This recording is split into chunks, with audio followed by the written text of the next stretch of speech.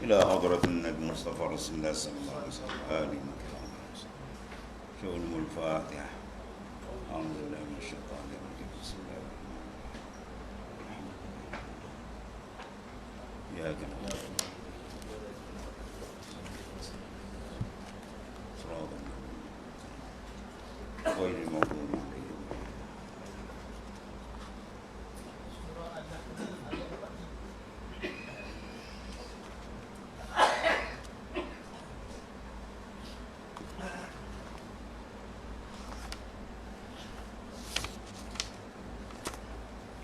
وما أرسلنا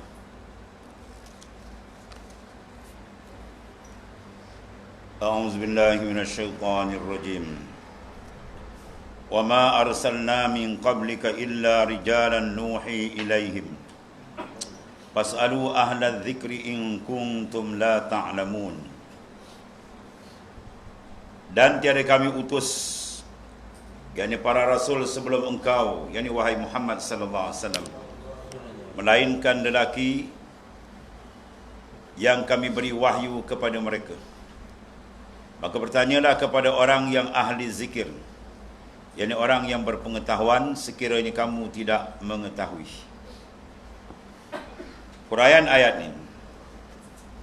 Benar ayat ini diturunkan sebagai jawapan kepada kaum musyrikin Makkah yang tidak mengetahui kenabian Nabi besar kita Muhammad sallallahu alaihi wasallam.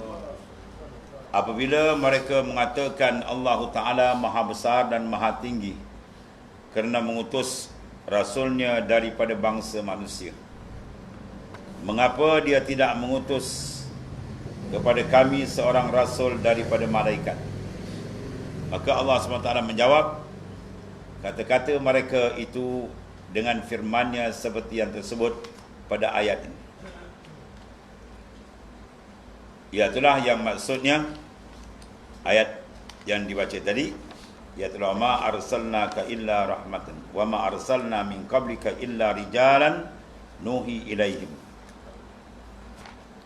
Tidak kami mengutus seorang rasul pun sebelum engkau ya Muhammad sallallahu alaihi wasallam, melainkan daripada golongan lelaki yang seperti engkau juga. Dan kami berikan wahyu kepada mereka.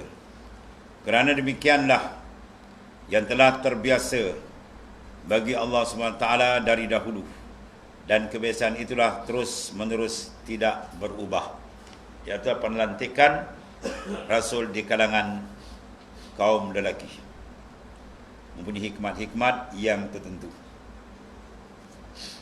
Qala Allah Ta'ala fas'alu ahla dzikri in kuntum la ta'lamun.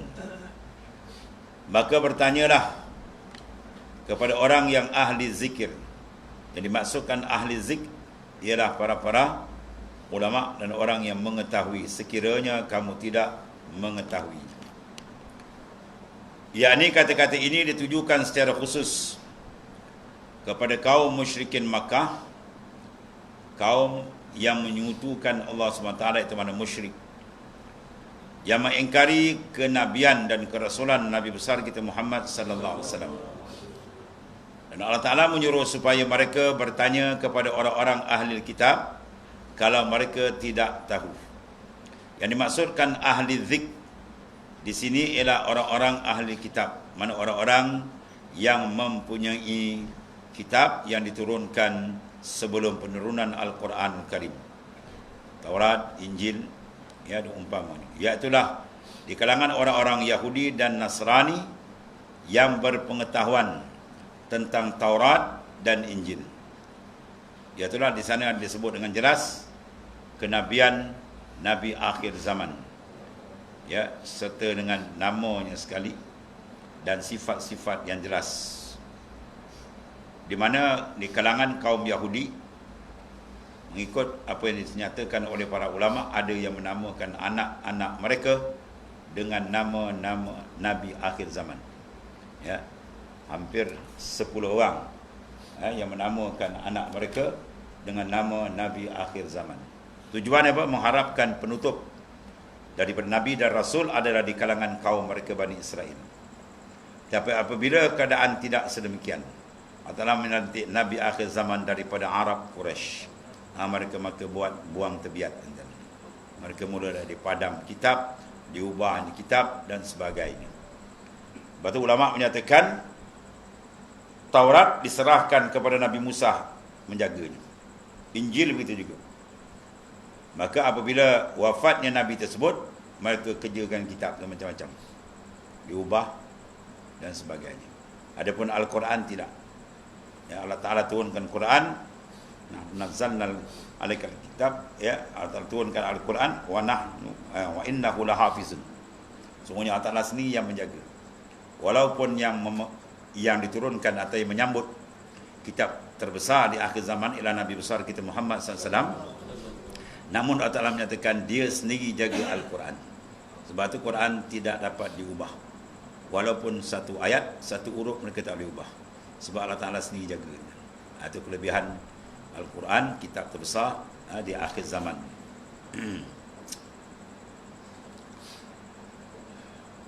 Kemudian Allah Ta'ala menyuruh bertanya kepada orang-orang ahli kitab. Kerana orang-orang musyrikin Makkah percaya bahawa ahli-ahli kitab itu ialah orang-orang yang berilmu pengetahuan, yang mana Allah Ta'ala telah mengutus beberapa rasul kepada mereka, di antaranya Nabi Musa AS, Nabi Isa dan lain-lain lagi. Ya, Nabi Musa, Isa. Orang Melayu disebut Nabi Musa, Nabi Isa. Ya, tak ada. Nabi Isa tak ada, Nabi Musa pun tak ada. Yang ada Nabi Musa, Nabi Isa. Sebut nama Nabi pun pelat.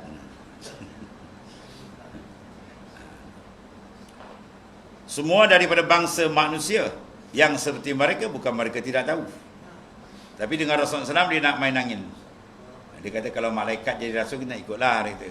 Kalau turun malaikat bagi rasul, ada komen pula ni apa jenis tak makan tak minum pula ni. Kau pening kepala dia kata. Ya. Jenis bila dasar dia jahat, hati kotor, tak mau beriman, dia akan buat berbagai-bagai alasan-alasan palsu. Kemudian kalau orang-orang ahli kitab ditanya, tentu akan menerangkan bahawa para rasul yang diutus oleh Allah Ta'ala kepada mereka semuanya lelaki belaka. Tak ada rasul perempuan. Ya? Bukan perempuan dan bukan di kalangan para malaikat. Jadi dengan penjelasan ini tentulah keraguan yang ada di dalam hati orang-orang musyrik itu akan hilang, dan akan yakinlah bahawa Nabi besar kita Muhammad sallallahu alaihi wasallam sebenarnya adalah rasul utusan Allah Ta'ala. Jadi bertanyalah kepada orang-orang yang berpengetahuan sekiranya kamu tidak tahu. Ini secara asbabun nuzul asal ni. Tapi dalam keadaan ulumul tafsir atau ulumul Quran, dalam usul tafsir, al-ibrah bi umumil lafz la bi khususis sabab. Pengajaran diambil secara umum ayat, bukan dengan sebab pengkhususan penurunannya. Penurunannya khusus dalam kes ini, tapi ibrah dia diambil secara umum. Maknanya kalau orang yang tak tahu, dia kena bertanya dengan orang yang tahu, sebagaimana musyrikin yang tak tahu, dia kena tanya golongan ahli kitab yang mengetahui. Dan ayat ini juga menjadi salah satu daripada dalil wajib kita bermazhab. Ya, fasalu ahlaz zik. Maka siapa yang pakar dalam bidang mengolah, mengeluarkan istimbat hukum ialah a'imman mazahib, imam-imam mazhab. Yang mereka mempunyai autoriti, keilmuan yang lengkap, yang cukup untuk mentafsirkan Al-Quran, ya, dan memahami akan kendak-kendak hadis-hadis Rasulullah sallallahu alaihi wasallam. Itu dalil ni.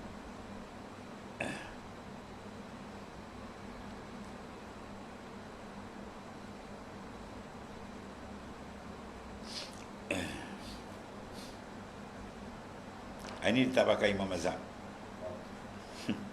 Tak nak pakai Imam Syafi'i. Dia kata Imam Syafi'i ini bukan maksum.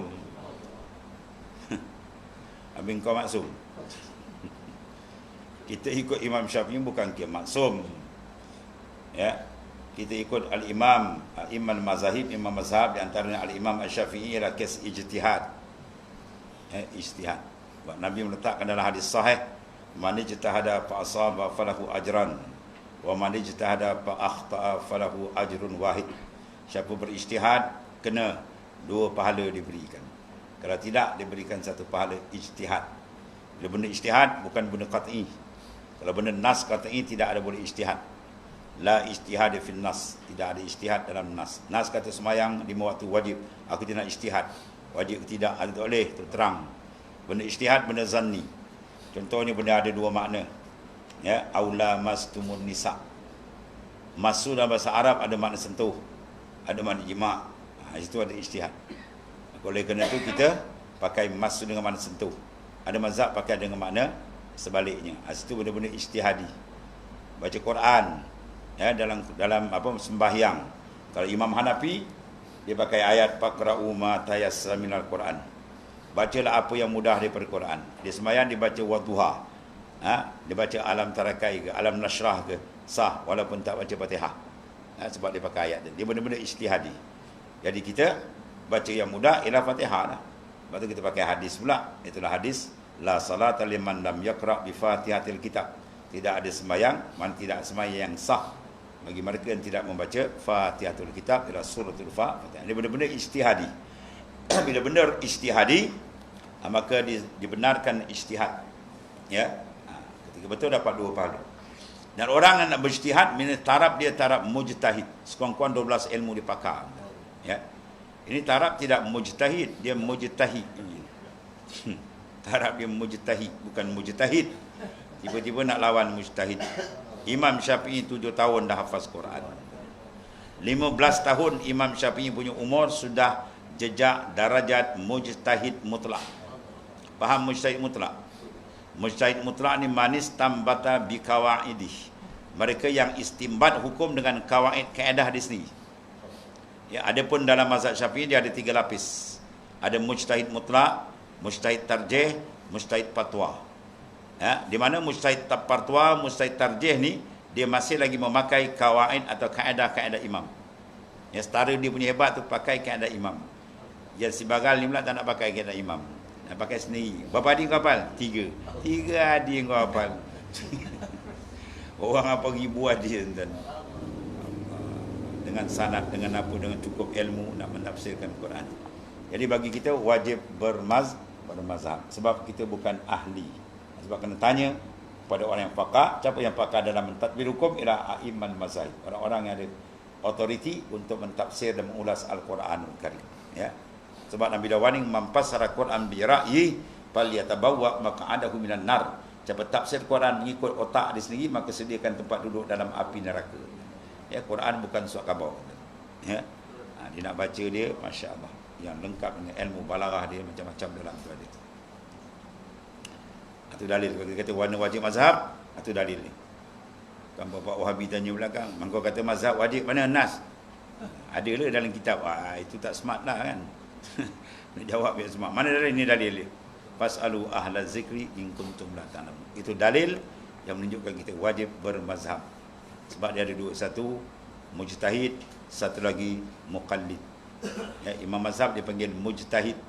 Adapun kita dia panggil muqallid, orang yang mengikut akan orang yang mengetahui di kalangan a'imman mazahib, imam-imam mazhab.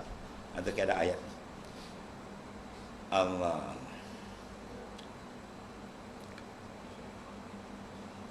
Qala Allah Ta'ala bil bayyinati waz zubur wa anzalna ilaika adh-dhikr litubayyana lin-nasi ma nuzila ilaihim wa la'allahum yatafakkarun.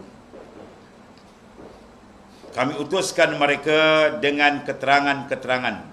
Rasul-rasul ini diutus lengkap dengan keterangan, mukjizat dan kitab.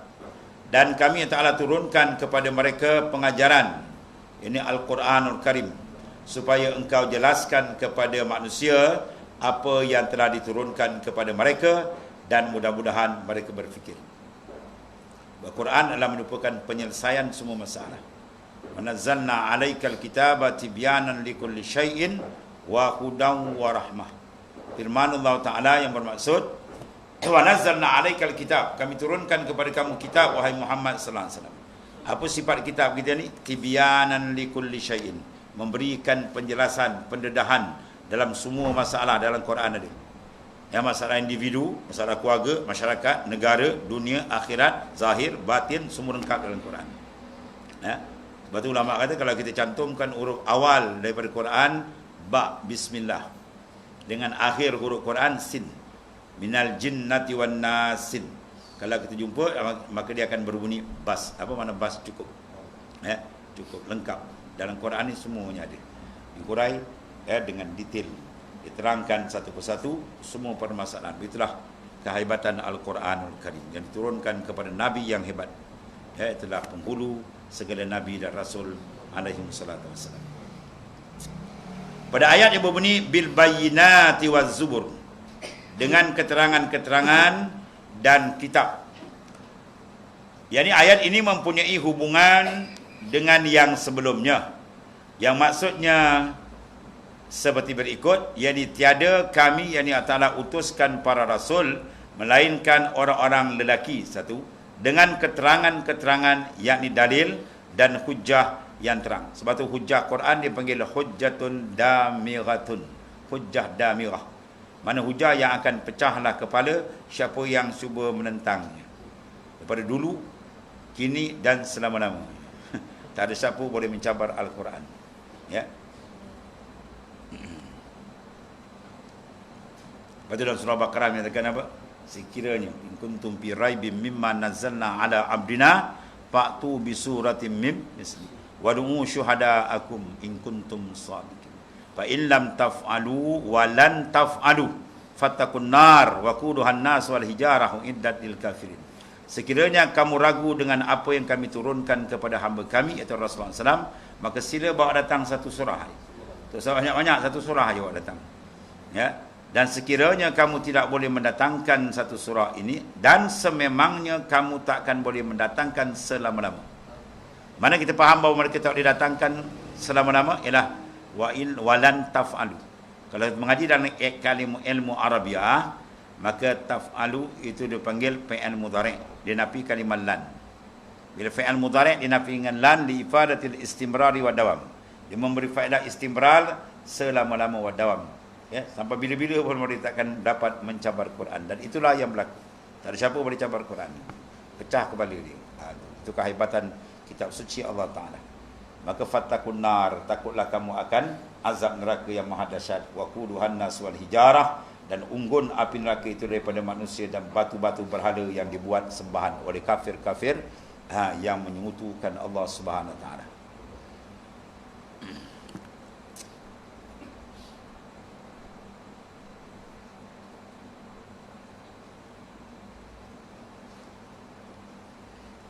Dan dengan kitab-kitab dari langit yang mengandungi syariat daripada Allah Subhanahu Wa Taala supaya disampaikan kepada hamba-hambanya.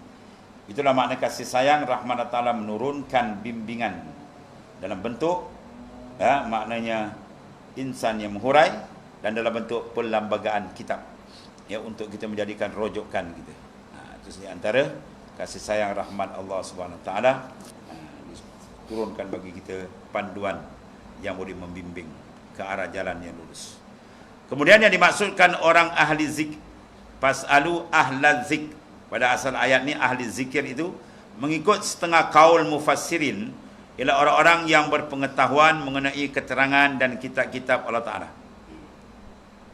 Bermakna kepada orang seperti inilah tempat bertanya kalau tidak tahu. Ya, apa masalah kita tak tahu? Dalam fiqh kena rujuk kepada fuqaha.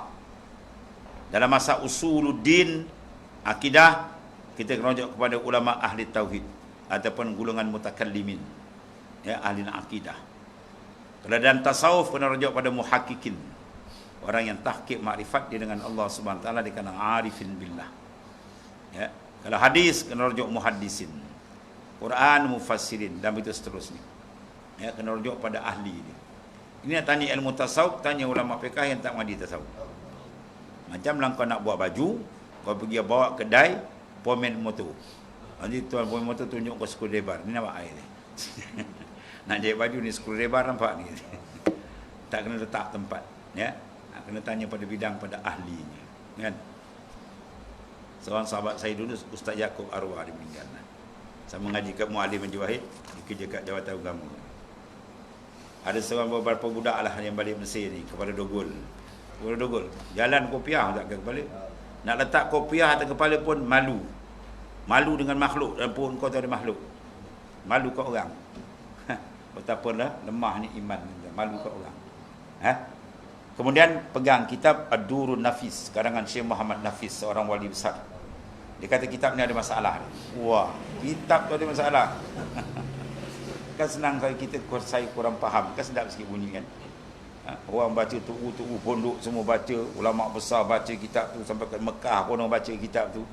Tiba-tiba kau balik Mesir baru mengaji 3-4 tahun, kata ini kitab ada masalah. Oh, masalah mana? Terus kalam syair daripada Umar Farqid. Ayat itulah dia kata lauha taradli fi siwaki iradatun qadaitu biriddati. Kalau sekiranya aku lupa Allah Taala sekelip mata saja, satu lahzah, nasihat aku hukumkan diriku dengan riddah. Ini bercanggah dengan Quran. Mana ada lupa Tuhan jadi riddah, dia murtad, jadi kafir. Dia faham kepala dia selapis. Ya. Padahal riddah di situ bukan riddah yang dia faham. Riddah situ bukan riddah i'tikad. Riddah situ mana riddah makam.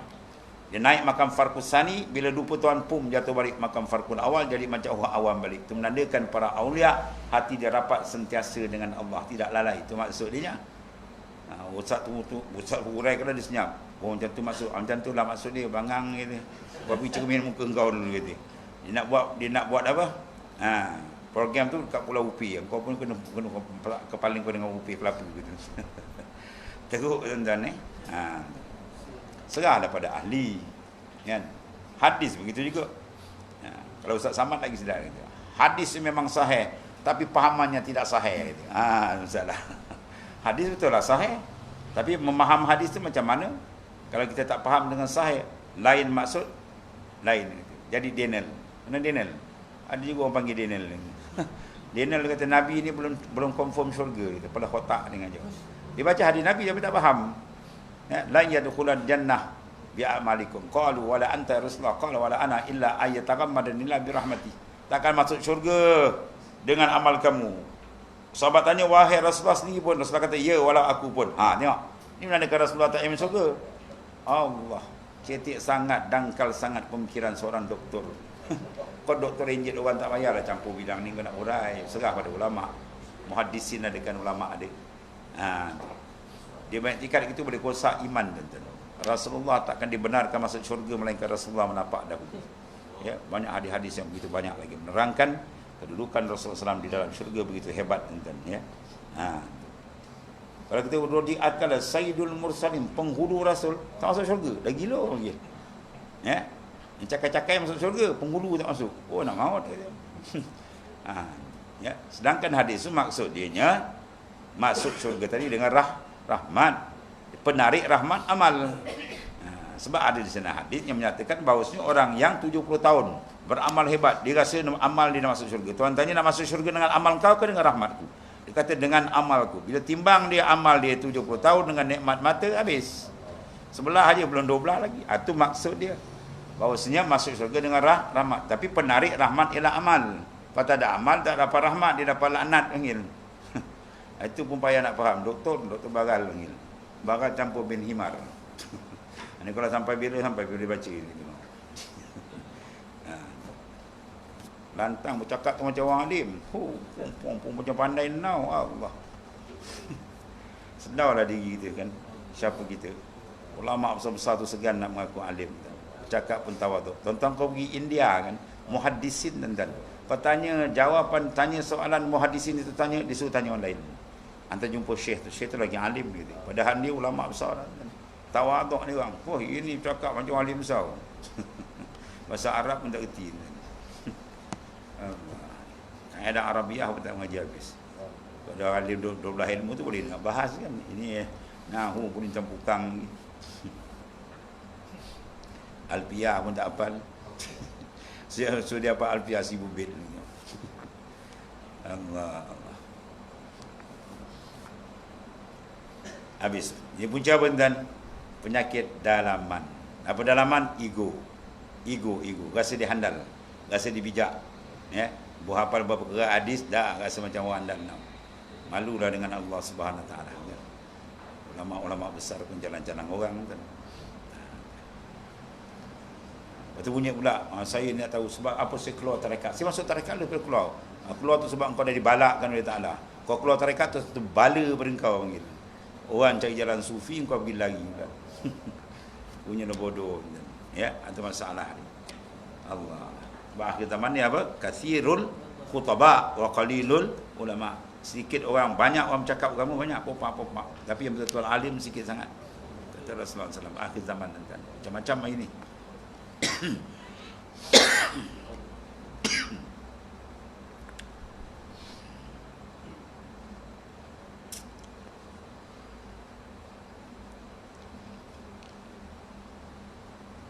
Yang dimaksudkan dengan ahli zik, mengikut setengah kaum ulama tadi ialah orang yang berpengetahuan, mana golongan alim ulama. Dan bermakna kepada orang yang seperti inilah tempat bertanya kalau tidak tahu. Jangan bertanya dengan orang tak tahu. Wa anzalna ilaika dzik litubayyana lin-nas ma nuzzila ilaihim. Dan kami, yakni Allah Taala. Ya, walaupun kami kata Tuhan tu satu, tunggal. Kenapa kami pula ramai? Kita tahu bahasa Arab. Nahnu diantarkan wadah dia ada dua. Satu lil mutakallimi ma'a ghairi, satu lagi lil muazzim nafsah. Sini dipakai makna muazzim nafsah, mana membesarkan diri. Itu maksudnya. Ya. Kalau mutakallimin ma'a ghairi, mana ada orang lain lagi. Tuhan tu tunggal. Tuhan membesarkan akan diri. Ya. Tuhan tak apa, itu hak dia. Ini lafaz az-zik dalam ayat ini di sini dimaknakan dengan Al-Quran pun ada. Kerana Quran itu mengandungi pengajaran dapat mengingatkan manusia supaya mengambil contoh dan teladan daripada pengajaran-pengajaran agar mereka tahu tentang hukum syarak, tahu tentang kisah umat-umat yang dahulu yang telah dibinasakan dengan berbagai siksaan disebabkan derhaka kepada Allah Subhanahu Wa Taala dan Rasulnya sallallahu alaihi wasallam. Dan supaya mereka fahami tentang perkara-perkara yang mereka berasa muskil dan ragu-ragu, yang mana hal itu dapat dijelaskan oleh Al-Quran dan dengan cara yang sesuai mengikut persediaan serta tingkatan mereka dalam berfikir dan memahaminya. Kemudian la'allahum yatafakkarun, dan mudah-mudahan mereka memikirkan. Yang ini memikirkan tentang apa yang diturunkan oleh Allah Ta'ala kepada mereka, lalu beramal dengannya. Itu di antara peringatan daripada Allah Subhanahu Wa Ta'ala. Kemudian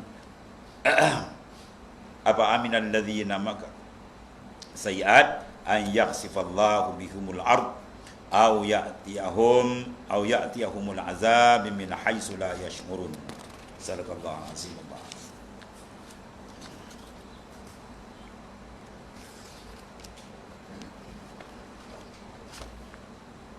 Bismillahirrahmanirrahim.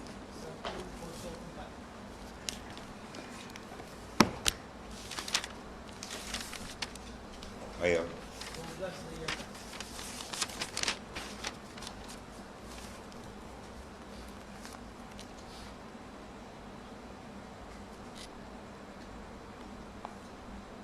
Dan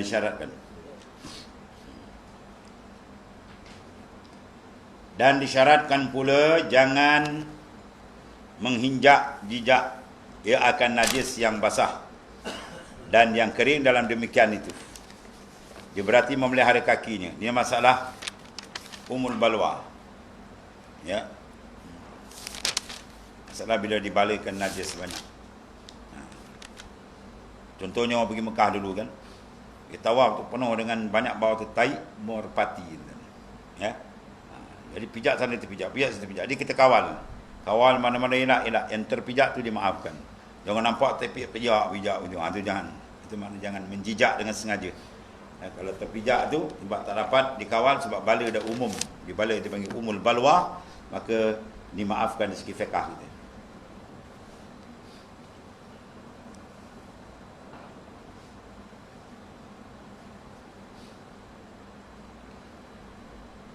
Kemudian yang demikian tiada berarti memelihara kakinya pada menjejak najis, kerana bahawasanya demikian itu mencederakan akan khusyuk. Orang nak piara-piara nama-nama mengganggu khusyukan gitu kan. Ya. Bagi anda fikir kita iza daqad amru ittasa'a. Bila perkara itu sempit syarat buka balik.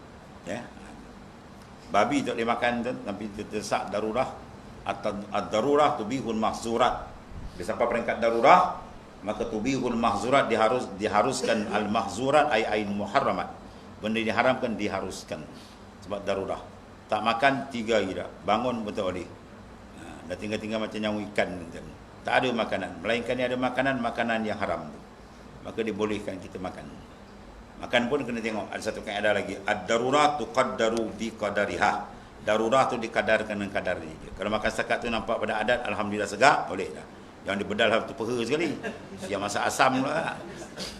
Goreng masak kicap pula, kacau je.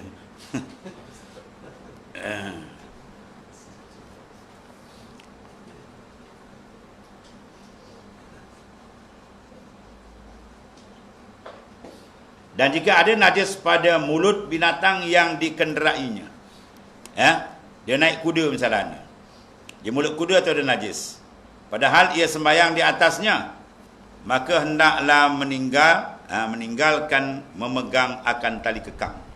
Kuda ada lijam kan, kat mulut itu ada lijam. Lepas tu dalam kitab Minhaj, kitab tasawuf, dia kata hendaklah kamu kawal kamu menggunakan lijamut taqwa. Mana takwa ditashbihkan dengan lijam. Tahu lijam? Kekang. Bila kuda nak berlawan, kan, nak diketunggang, dia kena pakai lijam. Sebab apa? Bila ada lijam, dia tak ada makan kiri kanan. Dia jalan terus. Kalau ada tak pakai lijam kekang tadi, jawab dia lambat sampai. Dia makan kiri kanan. Nampak rumput, dia makan. Itu makan lama-lama, tak jadi kerja nanti. Lepas tu kekang. Nafsu pun kita kena kekang dengan takwa. Baru dia boleh berjalan lurus pada jalan Allah Ta'ala. Ya. Jadi nak cerita dari segi hukum fiqah di sini, tali kuda tadi ada makan ataupun kena benda najis. Tiba-tiba kita pegang kekang, dalam keadaan kita semayang, maka naklah lepaskan. Jangan pegang kekang dulu, ya. Maka kalau kekang batal semayang. Maka batal semayang jika memegang dia akan lijam, kekang kuda, tali. Sebab menanggung ia akan suatu yang berhubung dengan najis.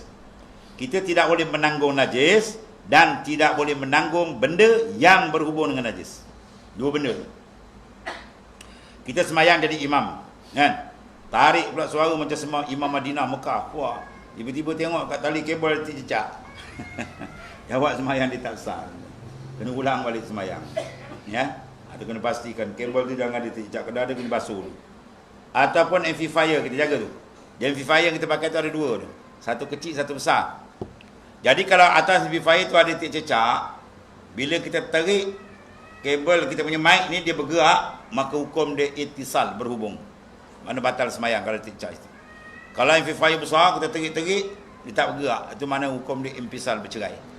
Mana kalau ada titik cecak sana pun tak menjejaskan. Ya.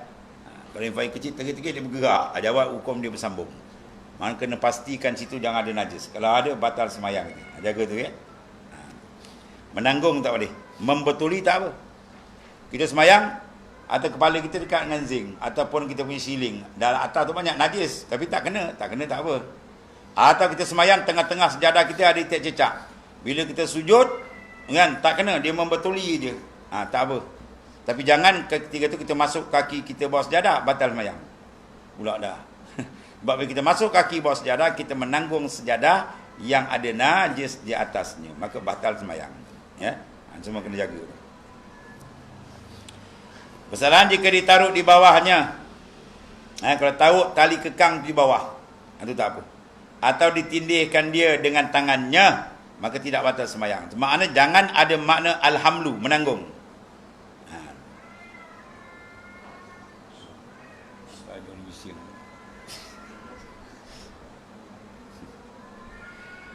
Lepas tu kalau kita tengok di Kelantan kan, di pondok-pondok sana, kan, bila waktu kematian tuan guru, nanti kita tengok 2-3 hari tu tak putus-putus ulama-ulama datang sembayang di atas kubur.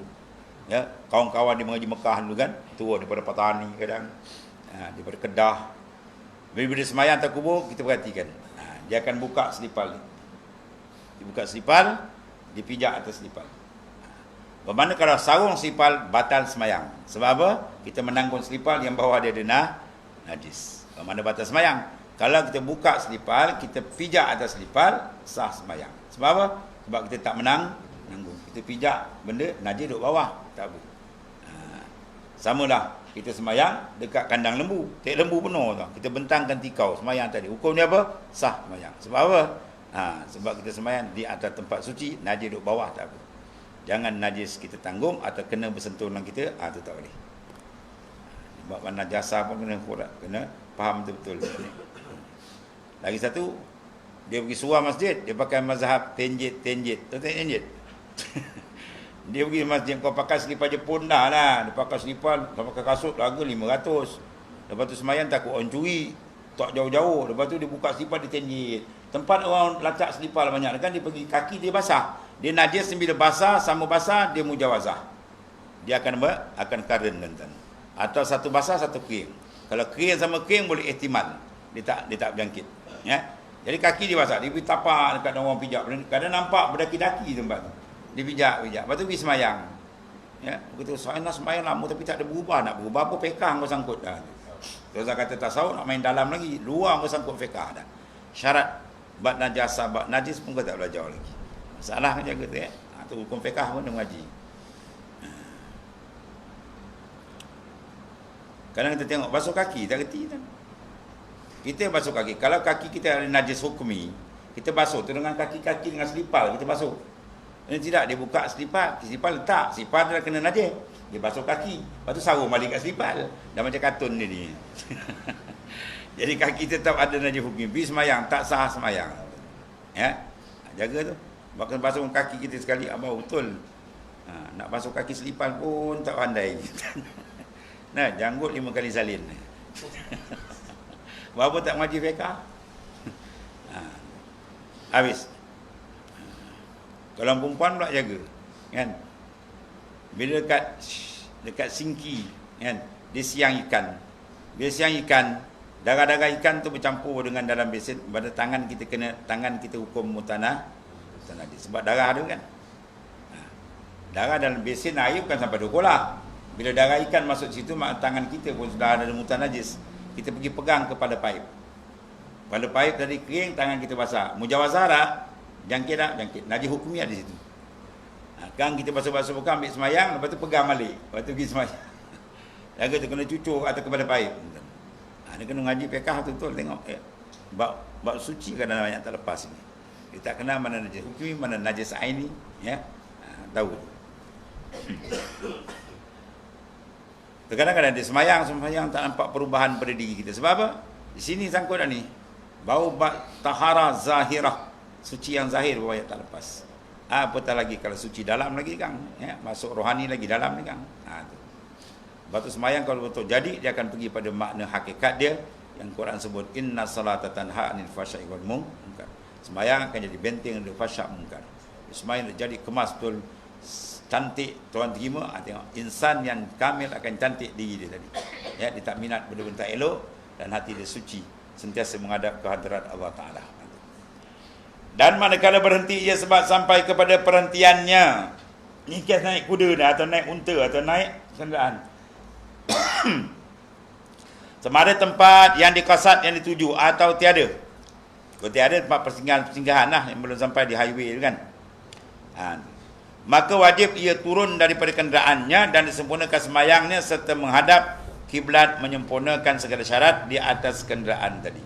Ya, kalau semayang sunat, maka arah mana tu tak apa, ikut kenderaan dia pusing. Tapi bila dah sampai turun, semayang belum habis lagi, turun kena hadap balik cara arah kiblat maknanya. Ya. Dan wajib menghadapkan kiblat dan menyempurnakan segala rukunnya bagi orang yang mengendarai binatang atau perahu jikalau dapat, atau setengahnya barang yang sedapatnya, seperti ada duduk di atas umpama segedup atau siberiah, macam katil atau segedup macam apa, atau belakang gajah tu kan, di rumah kecil. Dan perahu yang lain daripada orang yang menjalani perahu, yakni jurumudi dia tu. Jika mudah, mana kalau dia mudah ada kiblat, dia hadap. Kalau tak boleh juga, ombak kuat ke apa, dia hadap Allah, itu dimaafkan. Dan sunat dan wajib dia kena hadap ke mana pun. Tu ada orang tanya, saya ni kerja KL, belum subuh dan naik bas, tiap-tiap hari pergi balik. Jadi subuh berlaku tengah jalan, sampai di sana dah 7 lebih, subuh dah habis, kena semayang atas bas. Ni kena mak betul-betul. Ya, highway kan, highway di jalan tegak biasa kan. Kita ambil kompos, cari darjah kiblat, dah siap semayang semua. Kalau boleh semayang berdiri dalam tu. Kalau tak boleh duduk. Ya, ambil yang wajib je. Dah tahu bas ni kan, takut-takut pusing-pusing, ambil yang wajib je. Baca Fatihah, rokok, semayang sunat kan. Kalau tak boleh baca kunut, cepat habiskan tu kan. Ya. Jangan berubah kiblat, tak boleh. Semayang wajib dia kena menghadap kiblat. Tak ada kelonggaran. Semayang sunat dia menghadap kiblat, kalau terpusing pun tak apa, itu dimaafkan. Ya, macam sembahyang duduk jugalah. Ya, kita sembahyang wajib tak boleh kena berdiri. Dah uzur boleh duduk. Dah boleh duduk boleh baring, dia seperangkat-seperangkat. Ada pun sembahyang sunat, dia boleh sembahyang berdiri, dia saja sembahyang sunat. Abu hukum sah sembahyang dia. Tapi pahala dia hilang separuh. Ya. Kalau dia sembahyang pula baring, separuh lagi hilang. Orang tengok, wah dia bagus sampai baring sembahyang. Rupa malas. Rupanya malas sembahyang baring. Seperti ada kenderaannya dan berhenti, dia dapat memalingkan binatangnya ke arah kiblat. Seperti ada talinya dan tangannya. Maka jika tiada mudah demikian itu, maka tiada wajib atasnya melainkan pada takbiratul ihram jua, itu pun jika mudah. Kalau dia boleh ada takbiratul ihram, mungkin ada kiblat. Lepas tu dia pusing tak apa dah. Itu pun jika mudah. Kalau payah juga tak nampak kiblat, pusing-pusing kuda di misalan kan, itu pun dimaafkan. Pada sembahyang sunat. Sembahyang wajib dia kena arah kiblat, tak boleh. Fawalli wajhaka syatran masjidil haram. Dan satu lagi, dan jika tiada mudah dalam takbiratul ihram. Takbir apa? Lapas Allahu Akbar, itu takbir. Apa makna ihram? Mana jadi haramlah benda yang halal sebelumnya. Kau tanya pula. Dalam sembahyang berapa jenis takbir? Ada dua. Satu dipanggil wajib, satu sunat. Maka yang wajib tu nama dia takbiratul ihram, awal-awal masuk sembahyang. Sebab apa dinamakan al-ihram? Sebab jadi haram benda yang halal sebelumnya. Ya, kita boleh makan sebelum sembahyang, boleh minum, tapi bila masuk takbir ya Allahu Akbar, start itu haram kita makan dan minum sebab kita nak habis ke sembahyang ni. Tu. Adapun takbir yang lain dipanggil intiqalat. Takbir rukun Allahu Akbar, Allahu Akbar berpindah rukun ke rukun tu, itu intiqal, mana berpindah. Bila banyak dipanggil intiqalat. Dan jika tiada mudah daripada takbiratul ihram pun payah, seperti binatang itu liar atau sukar atau tiada tali kekang, dia memusing-musing, kita nak sembahyang ni atas belakang kenderaan tu, maka dimaafkan.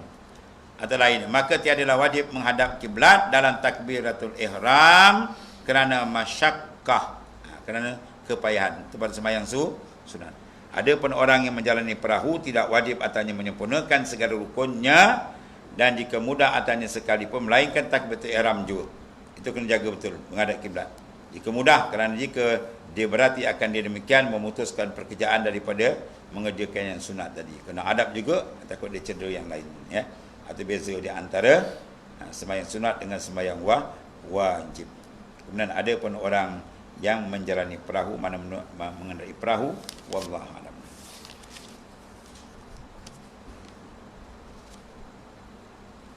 Bismillahirrahmanirrahim. Alhamdulillah. Sayyidina Maulana Muhammadin ala alihi wasallam. Inna khaira kulli